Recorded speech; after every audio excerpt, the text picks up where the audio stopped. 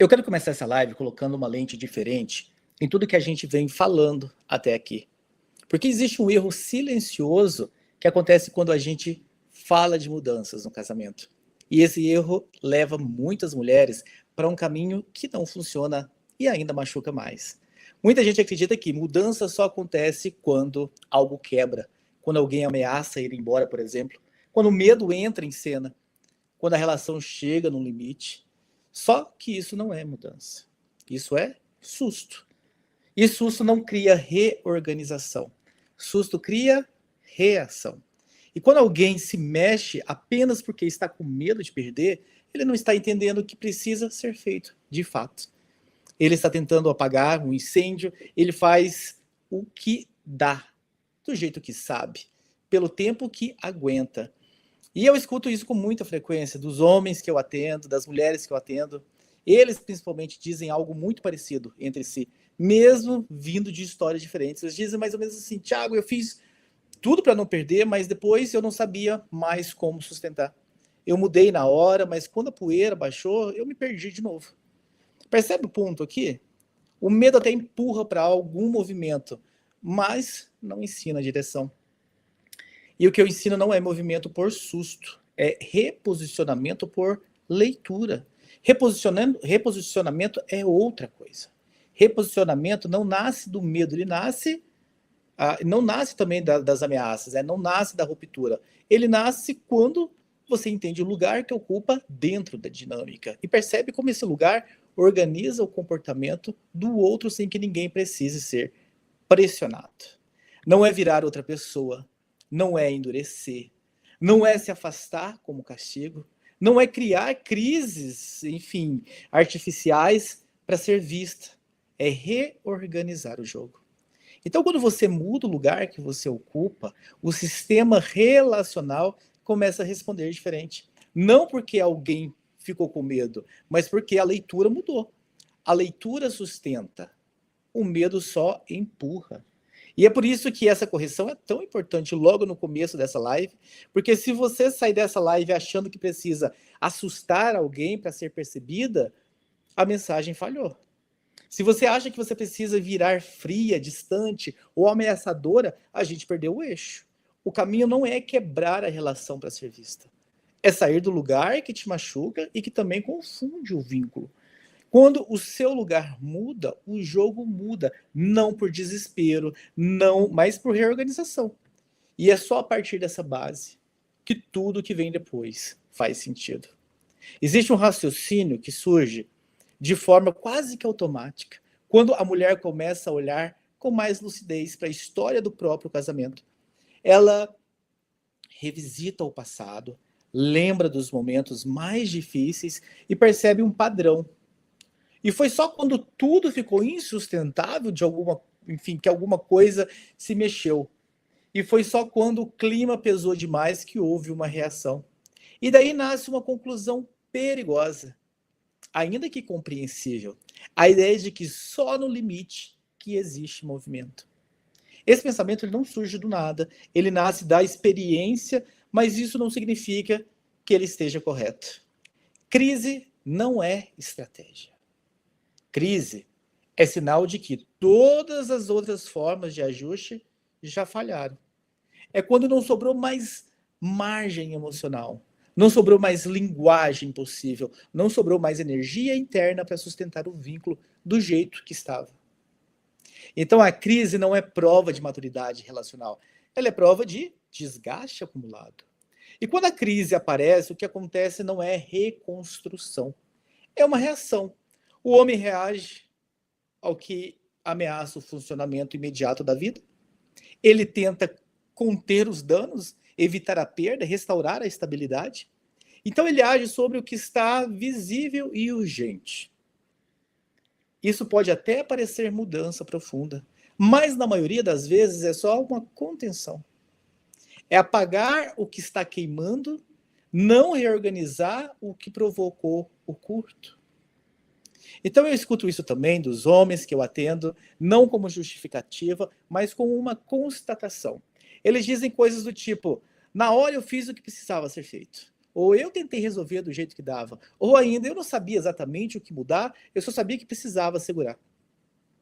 Então isso revela algo essencial, né? O medo empurra para uma ação, mas não ensina a direção.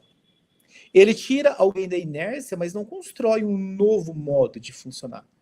E quando a tensão diminui, a rotina se estabiliza novamente. O sistema antigo reaparece. Não por desinteresse, mas porque nada estrutural foi reorganizado com o medo e com a crise. E é por isso que tantos casais vivem em ciclos. Um período de desgaste silencioso, seguido de uma crise, depois um alívio temporário, e com o tempo o retorno do mesmo lugar. Não porque alguém mentiu ou fingiu uma mudança, mas porque ninguém aprendeu outro jeito de jogar junto. Quando a mulher começa a acreditar que precisa provocar uma crise para gerar um movimento, ela entra numa dinâmica exaustiva. Ela vive oscilando entre suportar demais e explodir. Entre engolir tudo e exigir tudo. E isso não cria segurança emocional. Isso cria uma tensão constante. E aqui está o ponto central desse bloco. Movimento por medo não cria direção. Só suspende o problema. Resolver algo sob pressão não é o mesmo que reorganizar o vínculo. É conter os sintomas sem mexer na causa. O curto continua ali mesmo que o incêndio tenha sido controlado. E o que realmente muda o jogo não é o susto, é a clareza de lugar. É quando o sistema relacional começa a ler outra coisa sem precisar de ameaça, sem precisar de ruptura e sem precisar chegar ao limite. Então, se você precisa viver no extremo para ser considerado, o problema não é a falta da força, é a falta da direção no vínculo. E casamento não se sustenta no medo de perder. Ele se transforma quando o jogo muda, sem precisar pegar fogo. Então agora eu quero te mostrar o ponto que realmente muda o jogo, sem confronto, sem ameaça, sem desgaste emocional. Porque se você sair daqui achando que só existem dois caminhos, ou engolir tudo, ou explodir com tudo, essa conversa não vai cumprir o papel dela. Existe sim algo que reorganiza o vínculo sem precisar criar crise. E aqui está o ponto novo, né? O pulo do gato, vamos chamar assim dessa live de hoje, dessa nossa conversa, que quase ninguém te ensina. Não é emoção, não é silêncio estratégico, não é ultimato, é reposicionamento relacional. Reposicionamento não tem a ver com o que você fala, tem a ver com o lugar de onde você fala. Isso muda completamente a leitura que o outro faz de você dentro da relação. Então, todo relacionamento funciona a partir de posições, mesmo que ninguém combina isso em voz alta. Cada pessoa ocupa um lugar, e esse lugar organiza as expectativas, comportamentos, respostas. E quando você ocupa um lugar confuso, o vínculo responde de forma confusa. Quando você ocupa um lugar funcional demais, o vínculo te lê como uma função. Quando você ocupa um lugar sobrecarregado, o vínculo se acostuma a se apoiar ali. O homem não reage apenas ao discurso, ele reage ao papel que você ocupa no sistema. Então é por isso que não adianta você escolher palavras melhores, se o lugar continua o mesmo. Não adianta você falar com mais calma, se a posição ainda é de quem carrega tudo. Não adianta você explicar com mais cuidado, se o outro continua te lendo como base garantida. É aqui que entra um exemplo simples, mas muito revelador. Existe uma diferença enorme entre a mulher que funciona como funcionária da relação e a mulher que existe como parceria. A funcionária resolve tudo, ela antecipa eficientemente tudo, ela está disponível, o sistema gira porque ela gira.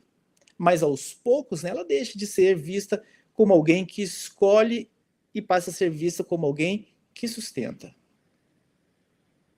Já a parceira não é a que faz menos, é a que coordena em vez de absorver. Ela não ocupa todos os espaços, ela não traduz tudo, ela não carrega o peso emocional inteiro sozinha. Ela existe fora da função e existe ainda algo mais profundo, né? A mulher que existe fora da função não ameaça o vínculo, ela reorganiza o campo. Porque quando você deixa de ser apenas o eixo que segura tudo, o sistema precisa se reajustar. Isso não é afastamento, não é frieza, não é jogo psicológico, é reposicionamento. Quando você muda de lugar, o vínculo muda de resposta. Não porque você forçou, não porque você assustou, mas porque o sistema perdeu o apoio automático e precisou se reorganizar. Eu escuto com frequência das mulheres que eu atendo, que eu acompanho em mentoria. Elas dizem algo como: quando eu parei de ocupar aquele lugar que me machucava, sem brigar, sem explicar demais, sem anunciar algo, as coisas começaram a mudar dentro da relação. Não foi imediato, não foi mágico, mas foi real, aconteceu. E reposicionamento é isso. É mudar o seu lugar interno antes de tentar mudar o outro. É sair do papel que te esgota e observar como o vínculo responde quando você deixa de sustentar o que nunca deveria ter sido só seu. E isso é o que realmente muda o jogo sem ameaça. Porque não depende do medo, de colocar medo no outro. Depende da clareza do seu lugar. E clareza reorganiza a dinâmica de forma muito mais profunda do que qualquer confronto. Aqui mora uma das maiores confusões que eu vejo nas mulheres que estão tentando mudar a dinâmica do casamento. E se isso não ficar claro, tudo que eu disse antes pode ter sido usado do jeito errado por você. Reposicionamento não é afastamento, afastamento é sumir. Reposicionamento é aparecer diferente. Afastamento é cortar o contato, esfriar por fora, criar uma distância como punição ou uma proteção externa. Reposicionamento é continuar presente, mas sem ocupar o mesmo papel que te machucava. E essa diferença é fundamental. Quando a mulher escuta que precisa mudar de lugar, muitas traduzem isso como se afastar emocionalmente, como se fosse afastar emocionalmente. Falar menos por ressentimento, ficar fria para ver se ele vai sentir a falta. Isso não é reposicionamento. Estou batendo de novo nessa tecla. Isso é silêncio defensivo, e silêncio defensivo cria vazio, não ajusta. Reposicionamento cria ajuste. Ajuste é quando o sistema precisa se reorganizar porque uma peça parou de fazer o que fazia automaticamente. Não porque ela sumiu, mas porque ela deixou de sustentar algo que não era saudável. Vamos para exemplos práticos, porque isso precisa sair do abstrato, né? Tá muito abstrato por enquanto. Eu gosto de trazer um pouquinho de exemplos práticos para deixar as coisas mais concretas aqui e mais fáceis de serem captadas. Parar de centralizar tudo não é abandonar a relação. É deixar de ser o eixo invisível que mantém tudo funcionando sozinho. É permitir que as coisas não passem todas por você. É sair do lugar de gerente geral do vínculo. Parar de ser a tradutora emocional. E fazer isso não é virar fria, é parar de explicar o tempo todo o que você sente. O que o outro deveria sentir. Fica nisso, você fala o que você sente e o que o outro deveria sentir. O que a relação deveria ser. É confiar menos na explicação e mais na coerência do seu posicionamento. Parar de antecipar necessidades não é negligência, é deixar de correr na frente para evitar desconforto. É permitir que o outro perceba, pensa, se mova. Então, a antecipação excessiva anestesia o vínculo. Essa coordenação desenvolve responsabilidade. Percebe a diferença? Nada disso é punição, nada disso é joguinho, nada disso é manipulação emocional. É só uma mudança de papel. Quando você muda de papel, o outro precisa se orientar de novo. Não porque você ameaçou, mas porque o sistema perdeu a referência antiga. E eu vejo isso com clareza nos atendimentos, mulheres que dizem: eu não me afastei, eu só parei de ocupar aquele lugar que me esgotava. E isso muda o clima da relação de um jeito que conversa nenhuma tinha conseguido antes. Reposicionamento não cria medo. Cria um estranhamento saudável, vamos chamar assim. Um estranhamento que obriga o sistema a sair do automático. Afastamento diz: eu não estou mais aqui. Reposicionamento diz: eu estou aqui, mas não desse jeito. Essa frase muda tudo, porque quando você se afasta, o vínculo enfraquece. Quando você se reposiciona, o vínculo se reorganiza. E isso exige maturidade, e exige aguentar o desconforto inicial, sem correr para explicar, sem correr para consertar, sem correr para preencher o silêncio. Exige confiar que mudar de papel é mais potente do que tentar conversar. Por isso que eu bato tanto na mesma tecla e vou continuar batendo nessa nossa conversa de hoje. Reposicionamento não é sumir, é aparecer inteira, é existir fora da função, é deixar de ser só o que resolve para voltar a ser alguém que participa. E quando isso acontece, o vínculo responde, não por medo, mas por necessidade de ajuste. Agora eu quero te levar para dentro da cabeça masculina por um ângulo diferente do que você já ouviu até aqui. Sem repetir aquele discurso que cansa, né? Sem colocar o homem como vilão. E sem te colocar também como uma refém emocional. O que acontece quando você se reposiciona não é um milagre emocional. É uma reorganização de leitura. O homem não se orienta prioritariamente por discussões emocionais. Ele se orienta por organização de papéis. Por clareza de posição, por leitura de cenário. E isso não é frieza, é funcionamento. Enquanto o lugar que você ocupa é confuso, sobrecarregado ou misturado demais, o sistema não acusa erro. O sistema masculino. Ele continua rodando do jeito que está, não porque está perfeito, mas porque está estável. O suficiente para não exigir recalibração. Quando você sai desse lugar confuso, algo muda. Não porque você explicou melhor, mas porque você pediu de outro jeito. E pedir de outro jeito também não resolve muitas vezes. O que muda é o cenário deixou de ser previsível. Eu vou repetir, quando você sai desse lugar confuso, algo muda. E não é porque você explicou melhor, não é porque você pediu de outro jeito, mas porque o cenário deixou de ser previsível. O cérebro masculino responde muito melhor a cenários claros do que a pedidos emocionais. Ele entende posição antes de entender sentimento. Então ele se reorganiza a partir do lugar que cada um ocupa, não da intensidade da fala. Então, quando você para de ser a mulher que traduz tudo, que resolve tudo, que sustenta tudo, e ainda tenta conversar, o sistema perde uma referência antiga. E quando uma referência some, o cérebro precisa olhar de novo. Uai. Surge um ponto de interrogação gigantesca na cabeça do cérebro masculino. E aí que a recalibração começa. Eu escuto isso diariamente dos homens que eu atendo. E o que eles dizem costuma surpreender as mulheres quando eu trago para a mentoria. Frases como, nossa, quando ela parou de tentar me convencer, eu comecei a enxergar. Antes eu achava que ela só reclamava, depois eu percebi que algo tinha mudado. Eu senti que o clima ficou diferente, mas não era briga.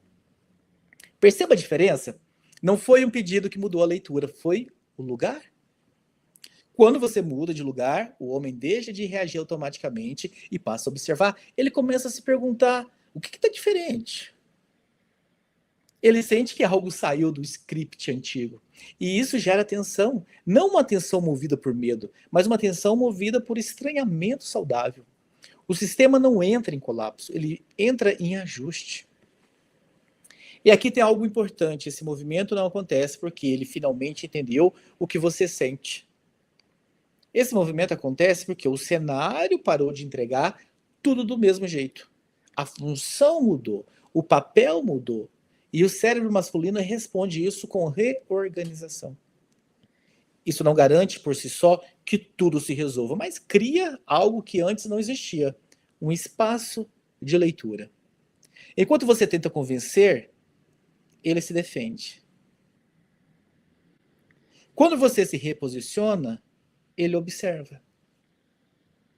Enquanto você insiste no discurso, ele se fecha. Quando o cenário muda, ele se reorienta. Essa é uma diferença enorme. E é por isso que eu bato tanto nessa tecla. Entender a cabeça masculina não é aprender a falar mais bonito, é entender como ele lê o funcionamento. E funcionamento não é emoção, é posição.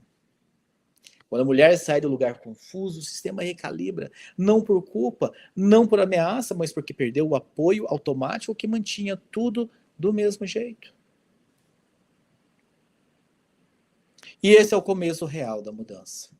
Não barulhenta, não dramática, mas estrutural. Aqui tem um ponto que muda completamente a forma como você entende a própria solidão. E ele é meio que contraintuitivo para muita gente. A solidão não começa a diminuir quando o outro muda. Ela começa a diminuir quando você para de se violentar. Não é o comportamento do teu marido que vai fazer você mudar a sua percepção de solidão. É a mudança do teu comportamento. Violência aqui não é algo explícito, é sutil.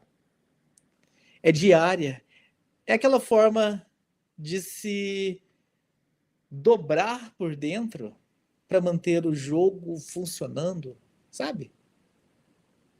É engolir o que sente para não gerar tensão. É explicar de novo algo que você já explicou várias vezes. É se adaptar além do limite para preservar uma paz que nunca chega inteira. Antes de continuar, eu quero te pedir licença rapidamente para me apresentar. Se você está até aqui me acompanhando nessa conversa que eu acho muito esclarecedora, muito estratégica, para que você pare de se sentir sozinho no teu casamento. Meu nome é Thiago Raposo, eu sou terapeuta de relacionamentos. E o intuito desse canal, dessa página aqui, é te mostrar como parar de se sentir sozinha no casamento. Entendendo a cabeça do teu marido. Em 12 semanas. Então, se fez sentido para você, se está fazendo sentido para você essa nossa conversa, segue a página se você não está seguindo ainda. Deixa um like se você não deixou um like ainda. E melhor, se você conhece alguém que também está precisando ouvir sobre isso, encaminha essa live para essa pessoa, para que ela também possa fazer parte desse movimento. Mas voltando para a nossa conversa, já partindo para as conclusões desse nosso diálogo de hoje, desse nosso bate-papo de hoje, quando você se reposiciona, a primeira mudança que acontece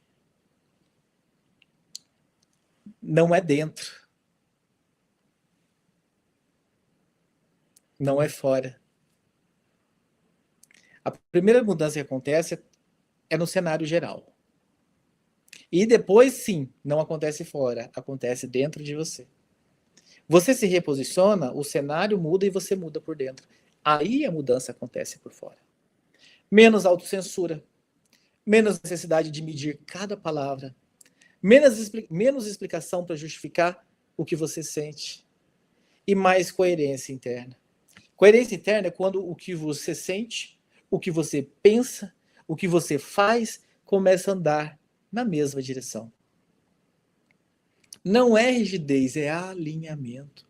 É parar de agir contra si mesma para sustentar uma dinâmica que só funciona às custas do seu apagamento. Então, muitas mulheres acreditam que se sentem sozinhas porque o marido não está presente emocionalmente.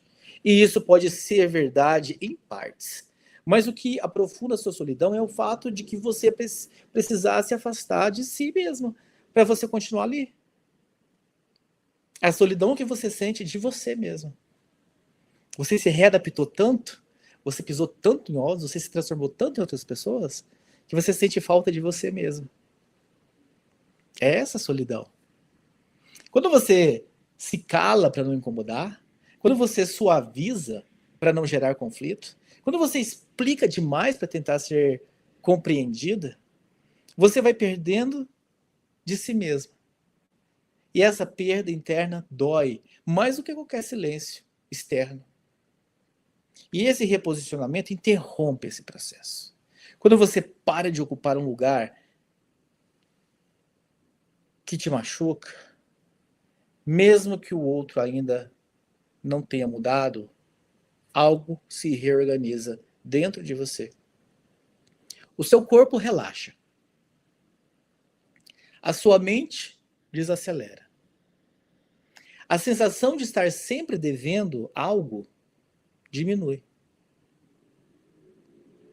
Eu escuto isso com frequência das mulheres que eu acompanho. Elas dizem algo como assim: antes eu sentia sozinha o tempo todo.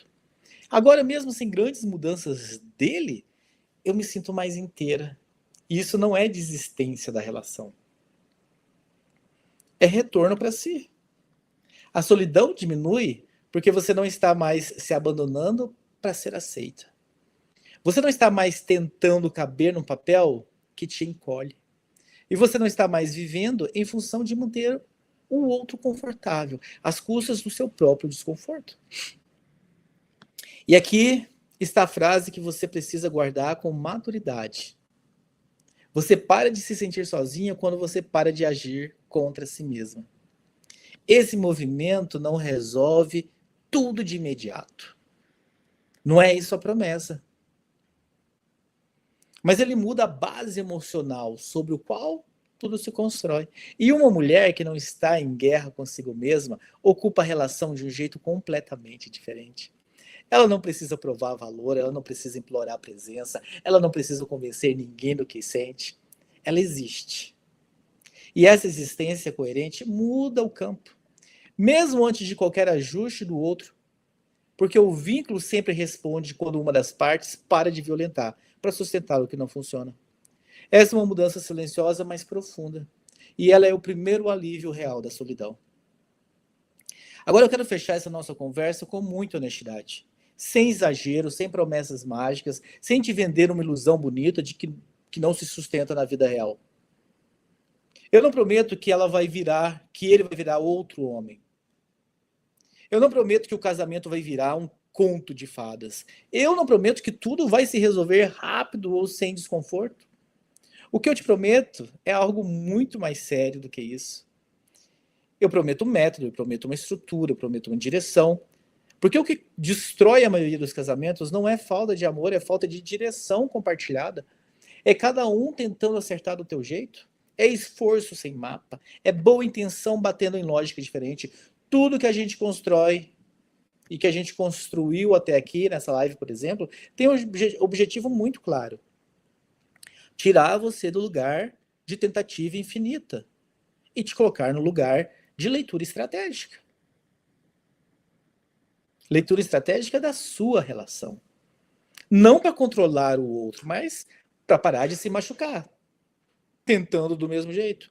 Eu escuto isso todos os dias, as minhas mentoradas, mulheres que chegam dizendo, eu já tentei de tudo. E quando a gente começa a organizar a relação por estrutura e não por impulso, elas percebem algo muito importante. Elas não estavam tentando pouco, elas estavam tentando sem direção.